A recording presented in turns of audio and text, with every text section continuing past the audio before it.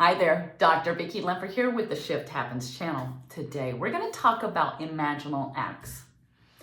We create every single thing from inside our mind. And it's not only inside our mind, but it's how we're feeling towards the I. The self-concept is our feeling towards the I. Neville Goddard always says, change the feeling of I and you will change your outer circumstances. So our imaginal act is often we change it as we change our self-concept. Let me give you an example of a negative instance.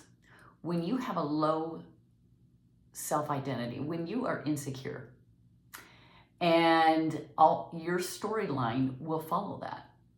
So when you have friends or an SP, whether that's a friendship or a romantic person, you're going to see them as the rejection. They don't like you, right? They don't like you for one reason or the other. And so that insecurity is your mental circumstance. It's how you view and your perception of the outer world. And it begins inside. So if you're feeling insecure, you're going to see things with insecurity. Right? So this is the cause, this is the effect. So that is why we always say, go back to self.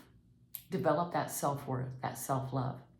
Because the more you pour into yourself, the more you're going to see the beauty on the outside. You're not going to see rejection just because they didn't text. Just because they didn't say hello or they didn't say it in the tone that you think they should. You're going to get into a neutral state. The more you love yourself, the less likely you're going to be so emotional when circumstances happen.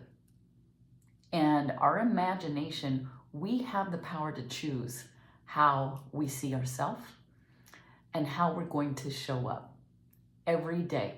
Every moment. If you don't start it out in the morning, that's okay. Start it when you feel icky. Start it when you feel neutral. Just start it. And when you start it, start saying, I am that confident person. I am aligning with Source, with God. And when you start pouring the love into yourself, you're going to see love outside of yourself. You're going to perceive circumstances as neutral. And then you're going to label it. You have the power to decide how that circumstance is. Even in the most negative moment, I teach teachers how to teach. And if a student is acting up and that teacher takes it on as being disrespectful, how dare you? They don't like me. They don't, all of those feelings has nothing to do with that student. All of those feelings you're feeling when something happens to you has nothing to do with that person, that event, that circumstance. Has everything to do with you. They're pointing at you to see what you need to change and what you need to go in. And when I say change, it's not even really changing. It's just accepting yourself as Source. You are God. God works through you as you.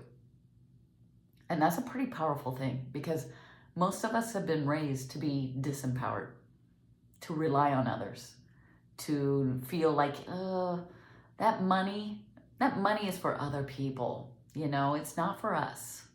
That's only for the 1%ers, and they're sinners, right? They're not worthy. They're con men. They're cheating everybody else out of money while we pay for everything. Those storylines really seep into who you are. That develops your self-concept, those beliefs about yourself. And so when you encounter negative situations, you can actually use them to your advantage. Because, that's my dog. Riley agrees. But here's the thing, those imaginal acts, that's your power. That's how you create who you are. And so you get to decide in every moment, who are you? Are you disempowered or are you empowered? What does that mean? Are you identifying with someone that can or can't have what they truly want? you can have a little bit over here, but not over here. You can have that house, but don't ever expect to get a promotion, or, don't ever expect to get the love of your life, or whatever it is that you're desiring. And we think we need those things to feel better.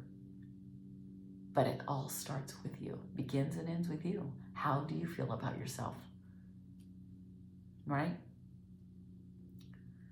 So by self-concept is how you feel about you. Who are you identifying as? So if you're really in a panic and you're kind of down and out, don't even think about your desires that you want to manifest. Just focus on here and now. The power is in the now. Eckhart Tolle, he said it best, because it's true. You don't have by changing the now, you change the past and the present, or the future and the present when you change, right?